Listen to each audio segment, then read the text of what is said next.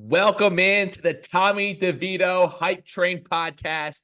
Lucas Frankel alongside Mike Lucas, where Tommy Touchdown DeVito makes it 3 straight wins for the New York Football Giants. They are on the brink of the postseason. Mike, he's the Italian stallion. He is the Italian god of New York City. What have you made of DeVito Mania striking East Rutherford, New Jersey, and the entire NFL world and the entire globe, if we're being frank? Well, a couple of things. First and foremost, this is just another win for New York over Philadelphia. Philly is rocky. We got Tommy DeVito as the best Italian athletes of all time. And it's not just Tommy DeVito. It's his agent. It's his dad. It's his family. It's Tommy Cutlets. It's seeing Tommy at the bars in Hoboken drinking beers like a regular dude. I came to the conclusion that with so many backup quarterbacks playing this season, Frank, across the league, the Browns are on their fourth quarterback. The Vikings are on their fourth quarterback. The Giants on their third. The Jets have played 4 or 5 quarterbacks. The third string quarterback in every city should just be relegated to being the most egregious stereotype of people in that city. So like Tommy DeVito, like the backup for the Jets and the Giants has to be the most Italian dude of all time. And the third string quarterback in Philadelphia, it can't be Marcus Mariota. It has to be the biggest Philly cheesesteak head person ever. Like it has to be some sort of stereotype based on the city. In reality, like it's a fun story. Tommy DeVito has been a blast. I don't think he's that good. Like, you don't? No. Come on. Let's not be crazy here. They're winning games in spite of Tommy DeVito. Oh, come on. That's not fair. That's not fair. He's been okay at best. Like at best, he's been okay. He's earned himself a long second contract as a backup quarterback in the NFL. But anyone who thinks Tommy DeVito is a starting quarterback in the NFL, Frank, you're lying to yourself. You're lying to your kids. You're lying to your family. And that's just inappropriate. Like Tommy DeVito has been awesome. It's an awesome story, but he's not a starting quarterback in the NFL. Like, come on. He threw one pass beyond the line of scrimmage yesterday in the first half. He completed one pass. It went past. He was better in the second half, but the Giants are winning because the Packers played like dog crap. Excuse me. They've gotten lucky in a couple games, and the defense is playing better. But let's pump the brakes. I saw in the rundown you want to say that you buying the Giants playoff hype. Hell no. I was pissed they won. Like, no, I'm not buying the playoff hype. Come on. Let's be real. All right. So let's dissect it here. So if you look at the NFC playoff picture right now, the teams ahead of them are the Vikings, who are starting Nick Mullins this week. They just beat the Packers, who are 6-7. The Rams are good. Matt Stafford's arm could fall off any week at this point. The Seahawks are starting Drew Lock. The Falcons are an absolute debacle. Derek Carr is one of my least favorite players in the entire league. I'm so happy he's not on the Jets. Not that the Jets would be in a better situation with him, but so they got to leapfrog. They're one game back of the 7 seed. Like you're saying, hell no, but like look at where they are, Mike. They're one game back, and they've beaten the Packers. Making the playoffs would be the worst thing for the Giants. It would be the worst thing for the New York Giants. You just have PTSD from what happened last season with Daniel Jones, where they beat the playoffs and they got suckered into believing that he could potentially be the guy. That's what you're afraid of. How could you say it's the worst thing? It's a good thing for guys in the locker room and the players to have that type of success, to build on that for the next season and build positive momentum and a winning culture. Here's what happens if you make the playoffs. Here's what happens if you make the playoffs. You jump from having a top 7 pick to a top 20 pick. You go from playing a 3rd or 4th place schedule to a 1st or 2nd place schedule. And then you know what, Mike? Then they shouldn't even start DeVito. Like you can't. I mean, listen. As much as I agree with you as a fan that we should have this losers mentality, because the Jets, I'm sort of in a similar situation with the Jets, but having this week in, week out, I want to lose.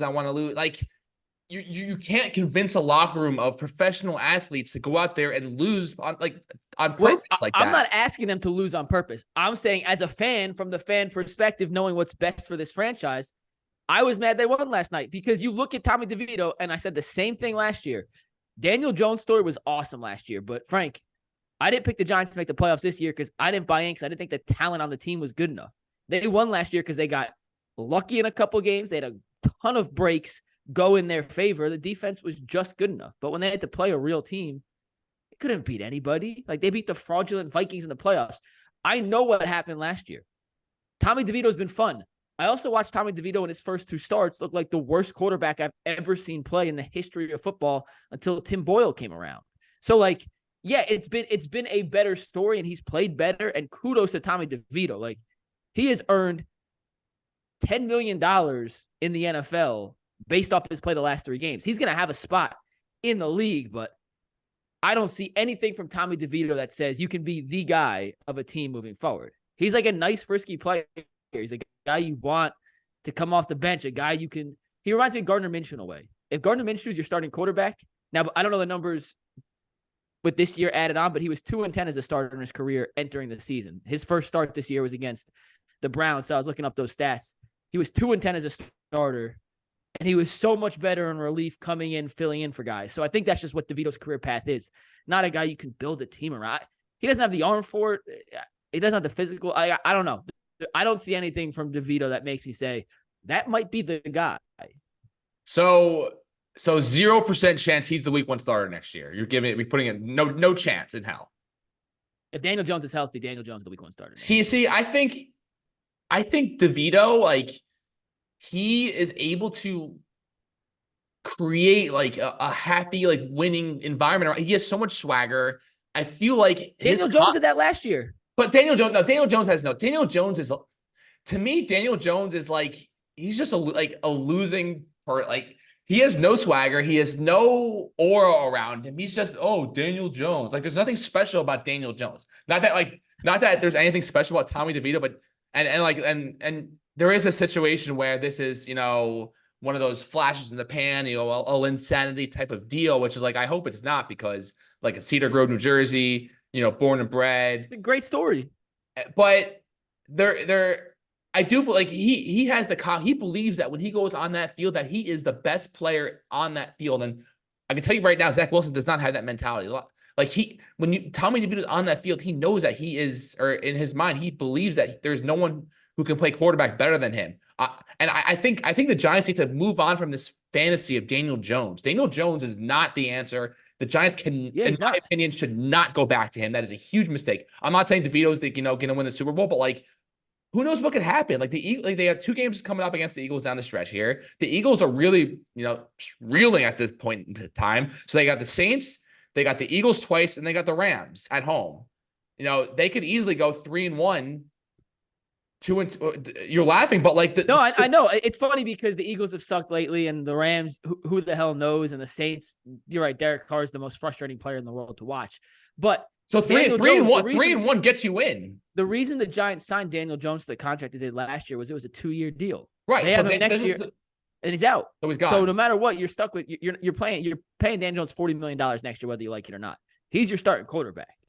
And then you draft a guy to replace him afterwards, which is why I want a top 5 pick, so you can be in the conversation and get one of the guys. I understand. I found myself in the game yesterday rooting for the Giants to win, but wanting them to lose, if that makes sense. I mean, that's basically my life as a Jet fan for the last 13 years. So don't try to educate me on what it's like losing for a losing team. I'm just saying, like, that's where I found myself. And if Tommy DeVito, yes, if he had a cannon arm and he was making throws and they were winning these games, like, if he was putting up numbers like Jake Browning was, I'd be like, maybe there's something there. And listen, we're doing this topic on the show tomorrow, Frankel. And if you want to take it, like, when I'm in Cleveland, why is Joe Flacco different than Fitzpatrick or Josh Dobbs or any of these quarterbacks who come in, have success right away, and then there's a little tape on them, and then defensive coordinators adjust? But no, you can't put Flacco in that group, because Flacco has been a star in the NFL for like over a decade. So maybe that's the answer. My job's to ask the questions to the guys. They give me the answer. You cannot put Joe Flacco in the same category as a Josh Dobbs or a Jake Browning, because the guy's he has so much of a track record that you can't to just. He hasn't been good since 2017. Hang on, Flacco. All right, hasn't been good since 2017. You see Flacco when he started for the Jets last season for that brief stretch of time. He's looked horrible at times, and he looked like he could be the best quarterback in the NFL at times, like that game against the Browns where he had that moment. Flacco is not Flacco. I don't know what the mood is in Cleveland about the Browns with Flacco, but like, they love him anywhere. The Giants have a better chance of winning with with Tommy DeVito, and the Browns have a chance at winning with That's Joe my point. Flacco. So in Cleveland, people are literally, I swear to God, Frank, people are ready to ship Deshaun out and sign Joe Flacco to a 3-year deal. I'm not kidding. I'm not kidding. Jay Crawford today said he'd rather have Joe Flacco start for the rest of the season than have Deshaun Watson come back. It is. Well, Deshaun Watson's not coming back. He had surgery. He can't come back. No. He means like next year. Like to keep him away. We're gonna pay him so $70 ridiculous. million. I agree. Franco, I agree. I'm just Flacco's saying. gonna go like 4 for 30 one of these games, get sacked 12 times, and like not gonna be able to like get. That's why I'm asking the question to the guys tomorrow. Why is Flacco different? And the answer, and I already know Jay's going to be like, well, it's because he has a Super Bowl ring. And Bo's going to be like, he's not. There's probably a regression to the mean coming very soon. So with all these backup quarterbacks, I looked up some stats. Fitzpatrick's done it like 12 different times in his career. Josh Dobbs has done it twice this season. You see backup quarterbacks come in. They have some level of success. Mike White. And then the book gets written on them. And then it kind of falls off. But the book's already been written on Joe Flacco. Don't tell me. I'm back to DeVito. Okay, so DeVito came in and he was terrible in his first 2 starts. Then he comes and has this little 3-game stretch here where he's looked impressed. He's made a couple plays when he needed to be. His throw last night to Wan'Dale Robinson. It's a big time throw at the end. But I feel like he's an undrafted guy for a reason. And we're all psyched. I mean, couldn't you argue Brock Purdy was Mr. Irrelevant? Well, that's what I was going to say. We're all arguing now that everyone's Brock Purdy. The reality is Couldn't you argue Tom Brady was a 6th-round pick for a reason? There's 2 in the last 30 years who have done that. Like, not every guy who wasn't drafted is the next Jesus Christ of quarterbacks. Like, and I hate to be the Debbie Downer. I'm just trying to be the realist here, guys. You're usually the most like optimistic Giants fan. Now you're like Mr. Debbie Downer. What's going on? Because Cleveland has tarnished me into just thinking that the worst is always going to happen. So, I'm listening. If he beats the Eagles, we come back, we'll have the same conversation, Frank, and maybe I have a Tommy DeVito fat head right here on the wall. But at this moment, I haven't seen anything from DeVito that makes me say he's the guy I want to build around. If he's the backup, I'd be thrilled. But it's kind of like Tebow Mania, except I think he has throws a much better ball and is a much better pure passer than Tebow. But like all the hype around it. It's kind of like Tebow Mania in a way.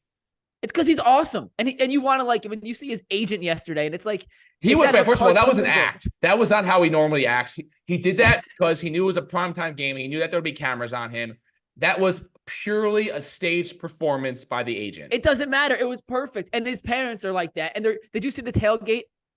We showed video of it during our pregame show. They were everything about it is perfect. He is exactly what you want a backup quarterback to be. But I don't think it's sustainable as a starter if you want to actually compete in the NFL.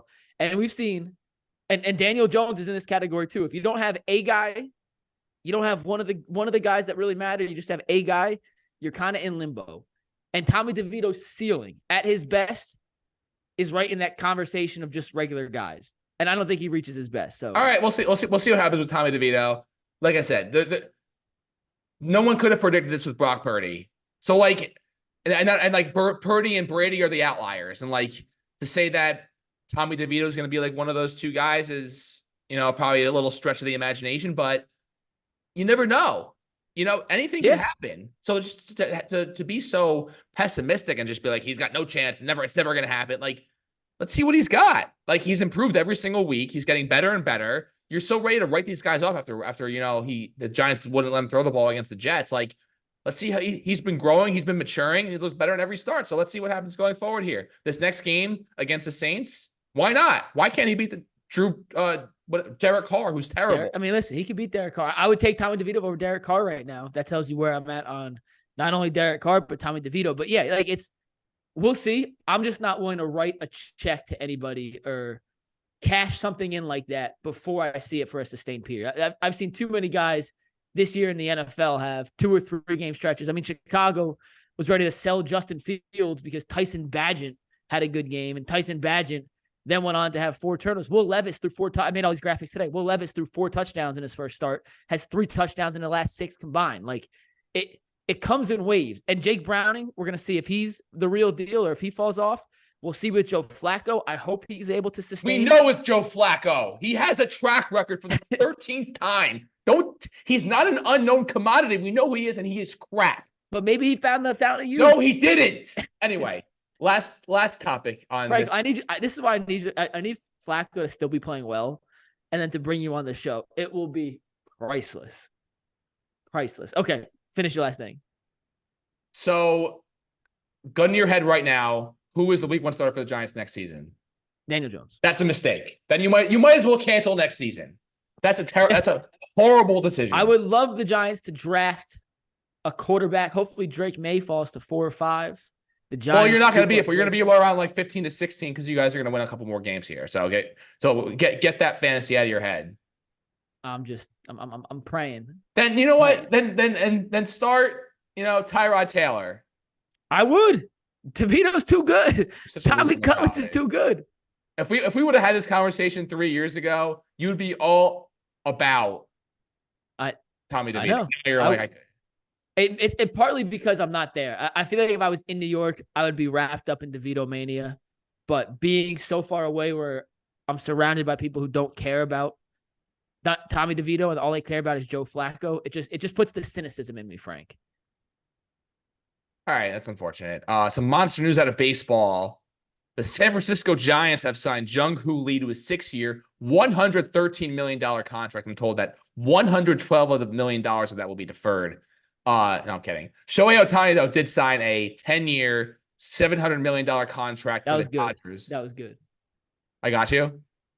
I mean, I knew who's the Japanese pitcher who's waiting to sign now? Yamamoto.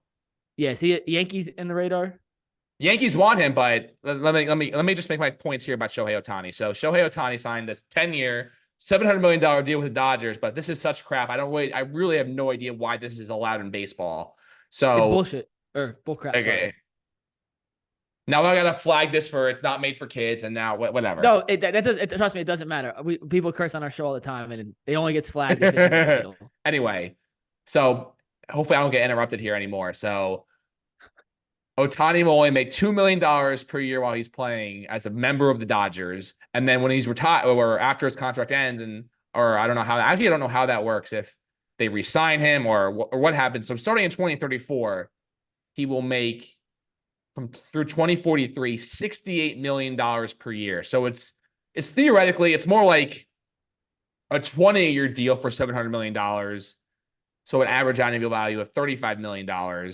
And so basically what this does is it allows the Dodgers, we know that I don't know how much you know, but I know that Yamamoto, one of the things he's been wanting to say is that he wants to team up with a Japanese star. And what better way, what a more convenient way for this to happen than Shohei Ohtani to make $2 million a year while he's playing, so that way the Dodgers can basically give any offer they want to Yamamoto.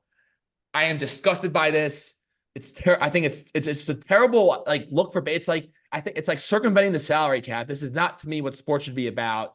You should pay the guys to play, and that's it. I get it, and there's a loophole in the CBA. I hope that, not that I have any faith that the commissioner of baseball will fix this, but I think this is just a bad look for baseball. I hate it, and I think Yamamoto ends up as a Dodger. Now, I feel like the Dodgers get every single player. Betts, Freeman, every star that becomes available ends up with the Dodgers, and they still have only one World Series to show for it here. I'm disgusted by it, and I really don't believe this should be allowed. So a couple things. Ohtani, when the first numbers came out, you see the $70 million a year, $700 million over 10 years. The Guardians' entire opening day payroll in 2023 was $89 million. $89 million for an entire team, Shohei for $70 million. I'd rather have Shohei than the entire Guardians team. Also, Shohei's making $2 million this year. Now it counts as 46 in the collective bargaining agreement against the cap and the money and stuff, but $2 million. The Guardians signed Austin Hedges to a $4 million deal. Austin Hedges hit 2 home runs last season. They are paying Austin Hedges $2 million per home run. Shohei's getting $2 million this year. He hit 34 home runs last season. He's getting roughly 35 to 70,000. I forget the math, whatever it was. It is a ludicrous thing to think about, that there are backup catchers in baseball and fifth starters that are costing more to a team this season than Shohei Ohtani. And it got me thinking, A, why don't more players do that? And I'm curious if it's a culture thing. And I'll ask you that in a sec, because it seems like every player could do this, and Ohtani's just the first one to take that much of a deferral. And B, why don't other sports do this? Is this a baseball only thing? And no one in my group chat at work could figure out the answer, Frank. So maybe you'll be able to figure out if it's in other CBAs. But is it a cultural thing where Ohtani is like, hey, I want to winning's more important to me than money at the moment. I want generational wealth for my family later down the line. And if he's not living in California when he gets to that 2034, he won't get California tax on the 68 million. There's a bunch of financial reasons, but why have we never seen another player who wants to win a championship, who's desperate to have some sort of postseason and World Series championship success in an era where World Series rings and playoff and postseason success is the most important thing for your legacy? Why don't we see this from other players? I can't answer that, but I don't know in terms of why we don't see it from other players. I do know that Ohtani will still make between like $50 to $60 million a year in endorsements. So like he's still getting paid. Yeah, it's not like he's just making $2 million this year. That like this whole idea he's just getting $2 million, like, and that's it is just a wrong thought. Like he's going to be like probably the highest paid baseball player still this year, even with. It's just funny seeing it on a graphic. Austin Hedges, $4 million salary, and Shohei Ohtani, $2 million. As far as why don't other players do the same model, I think a part of it, I think, is because. So Ohtani did this for a couple. Number one, because he wants to play with Yamamoto, and this allows the Dodgers the flexibility to do that. And the second reason is that when the money goes to him, he like is able to, I think, maybe evade the California state tax. Because I was reading that like the 70 million is actually close to like 34 million or 33 million after all the taxes get deducted from it. So I think that him putting this off means that he gets. It's like if you win the lottery. It depends on where he lives in 2034. So if he's still in California, he gets California taxes. But if he's living in Florida at the time, no tax, no state income tax. So it's going to be that 68 million will be taxed depending on where he's technically living. It's like if you win the lottery, do you want like all the money right away, or do you want like a certain amount over X number of years? And he chose to take like the small amount of money over X number of years. I guess that's the best comparison I can think of. I have no idea why other players don't do it. I think a lot of it is, guys want the money now. They want like it's just like, who wants to wait 15 years to start getting the money? I don't know. That's the best. I mean, not ever being. I can never imagine being in a situation where like I'm able to have the fortune of having the deferred money like that. But it must be a very like rewarding feeling for like Bobby Bonilla every July 1st, whatever it is that he gets that check for $1.15 million. It's like must be a great day for him. He looks forward to it every year.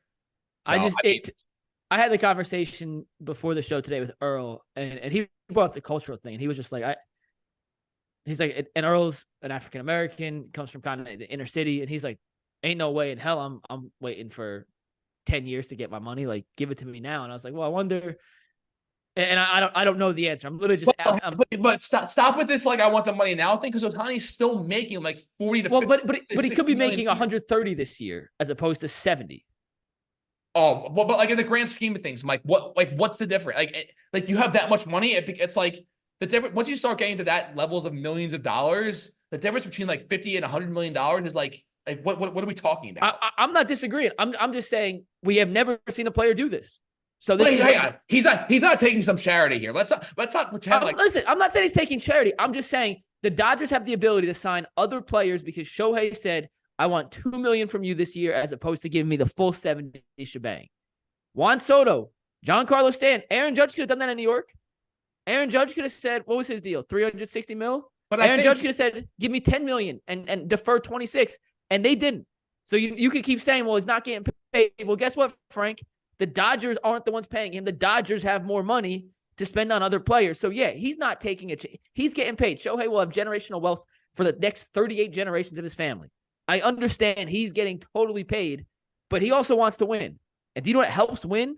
Other good players, other pitchers, other hitters to surround yourself in a lineup and in a clubhouse with. And the Dodgers now, because the Dodgers are only paying $2 million this year, have $68 million in theory to go spend on other players this season. So there's a reason he did it. I'm not saying he's not getting paid. But based on that, lad, then other guys could have done it too. Based on your logic, based on what you're saying, every single player who plays professional sports would do what Ohtani did. I'm asking, why have we never seen this before? And do you think this will be the first of other guys doing it? So the question is, why have we never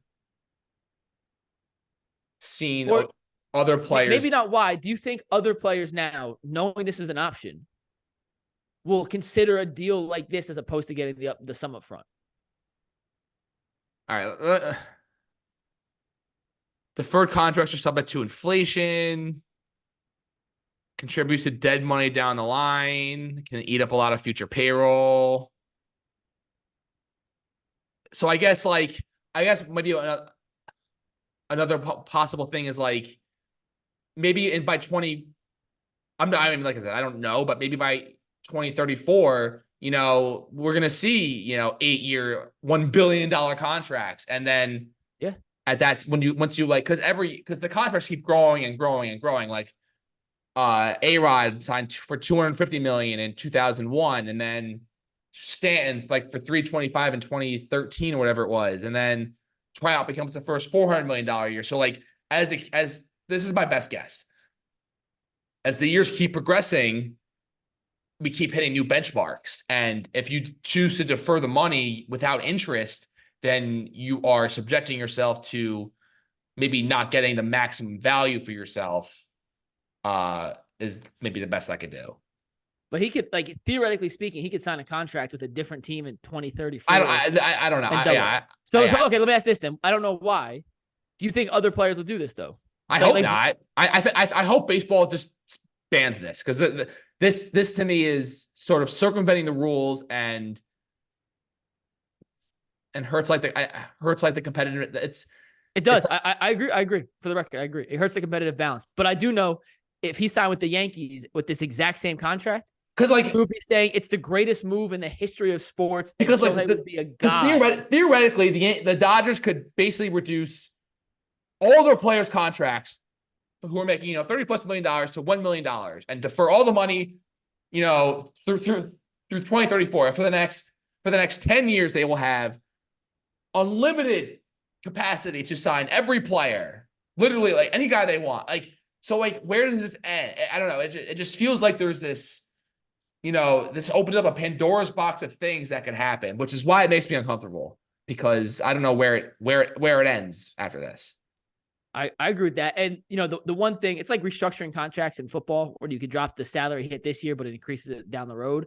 Like in 2034, the Dodgers will have $68 million going to Shohei Ohtani. That won't necessarily be on the salary cap, but that's still coming out of the owner's pocket, that they're going to have to work around and figure out ways to build a team when you have $70 million in 2040. So when he's definitely retired.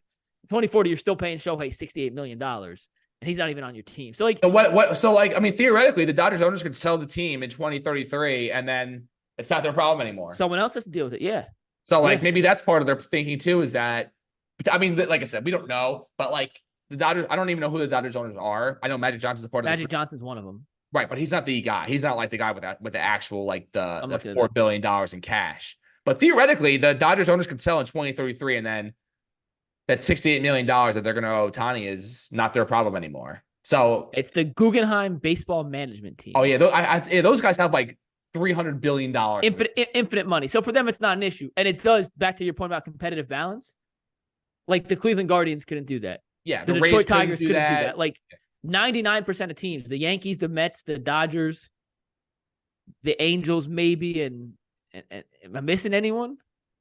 I mean, I think we've gotten to this stage in the game where, like, if you own a professional sports team, you have the wherewithal to sort of do whatever you want money-wise. Unless you're the Guardians who refuse to spend money. Yeah. Anyway, so we'll see what happens with this. How do you feel about Zach Wilson?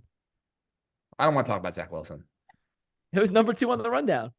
Oh, well, we got sidetracked, so I want to skip it. I don't want to revert to football. We go football, and then we switch to other sports. So we're done with football. Okay, what else? First of all, I spoke about Zach Wilson, but anyway, the Yankees typically love to show off their stars. They signed Juan Soto after we recorded last week, and after I pleaded for the Yankees to get him. But so when the Yankees typically, when they introduce their star players, they do a whole dramatic press conference. Hal Steinbrenner speaks, Brian Cashman speaks, Soto speaks, they bring in Aaron Judge to speak. But for Juan Soto, they did a Zoom call here on Tuesday afternoon at 4:00 Eastern time. A Zoom call for Juan Soto. Can I ask a question? Because I didn't see it. Was he in the country? So last night he was or Monday night uh he was at, I believe, the Dolphins game with Ellie De La Cruz and his brother. So there could the best thing I can think of is that like the Yankees contingent's chasing Yamamoto. Soto is traveling and they wanted to make time for Soto to meet the media, and to get all of the people, necessary parties in the Yankee Stadium would have just been too difficult logistics wise to do that. So they just decided, all right, let's just set up a Zoom call and we'll just get this out of the way. And that way we won't delay this another 2 or 3 weeks or whatever. That's the best I can think of. But I'm just surprised because this could have been a marquee event for the Yankees to really like blow this up and own the day. And they opted to do a low quality Zoom. I was just surprised. That's all. Yeah, I probably wouldn't look too far into it, especially if Soto was in Miami. Then it was today. The press conference was today. It was Tuesday at 4:00 Eastern time. I watched. I wanted to see. I wanted to see. I wanted just to see like what he said, if he said anything good, but he didn't really say anything. Is he? I don't know if I've ever really heard Soto speak. Does he like media? Like maybe it was one of the things that he. And not that he have a bad relationship, but just No. It's not like he was. Don't try to pull the. I'm asking. No, I don't know. He is not afraid of the limelight. This guy won a World Series. No. Hold on. I'm not insinuating at all. I'm asking. Some guys like he speaks good English. I mean, he's not as fluent as like you and I am, but he can speak English. Okay, I'm trying to think of different reasons as to why. Maybe the best thing I can think of it was logistics, and the Yankees are, like I said, they're traveling to Japan, they're in California, you meeting with Yamamoto, and Soto is traveling, and like people are all over the country with free agents. Like, I'm surprised I couldn't make it work, but that's the best. I don't know the exact reason why, and I haven't like seen an article why they did a Zoom presser, but that's the best I could do in terms of why they didn't do a blowout of press conference, and I'm surprised they didn't do it, but. The main point I wanted to get to was, well, my first thought was, oh my God, this means that how committed are they to Soto if they're not willing to even do a press conference for him? Given the fact he's on his last year of his deal, why do you want to do a whole press conference for a guy that might only be here for 1 year? But either way, they should have still done the press conference. But everyone's making this big deal about center field. Jason Dominguez will be back in like June or July, and the center field situation will be resolved. So I don't want to hear about Aaron Judge playing center field every day for the whole season, because that's never going to happen.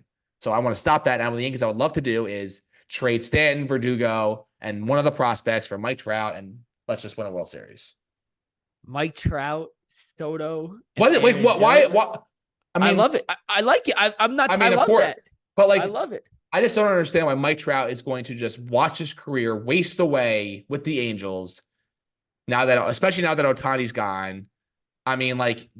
If he just enjoys, living in, Southern California at his beautiful, compound, making his, $40 million a year and is content with, finish winning 75 games a year, all the power to him. But he will never win anything with the Angels if he stays there. Well, let me ask you this, Frank. Right now, the Yankees have Verdugo, Judge, Soto, Dominguez, Stanton. Is that the 5 outfielders next year? And they also have Trent Grisham. And Grisham, 6 outfielders?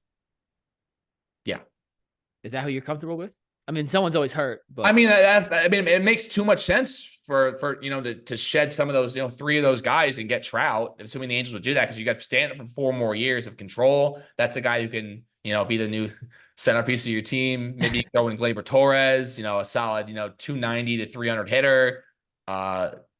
Really solid contact guy. You throw in Verdugo as well, and then you have Soto, Judge, Dominguez, and Grisham as your 4 guys. Like, that sounds great. Right now, what's your perfect Yankees lineup? Assuming everyone's healthy, it's like assuming Dominguez is back. I would go Volpe leading off, Judge second, Judge and right. Oh yeah, Judge and right, Soto and left. I guess with assuming Dominguez is, let's operate on the assumption Dominguez is healthy. Yeah. So it'll be Volpe leading off, Judge second, Soto third. And he's on the left? You got to put a righty fourth because they want to do the lefty-righty crap. Stanton. I'd probably maybe do Gleyber fourth, Rizzo fifth, Dominguez sixth. And then you have Austin Wells. I guess. Well, I guess Verdugo? Stanton, Verdugo, and Austin Wells, something along those lines. Well, you got 5 outfielders there, so I mean, is there a chance Verdugo is not an everyday player? I don't know. I mean, I feel like they have. I feel like or as of now, they have too many outfielders for too few spots. So we'll see. Yeah. Well, I agree. We'll see what happens. But that will do it for this edition of the Lucas and Lucas podcast. We'll see. Maybe the Yankees will hold a press conference for Juan Soto. Maybe they just wanted to get this availability out of the way and just so the media wouldn't be speculating or whatnot. But I'd like to believe the Yankees will blow this up with Soto, but we'll see. It's coming. Be patient, Frank. And we have freaking Juan Soto. Let's go.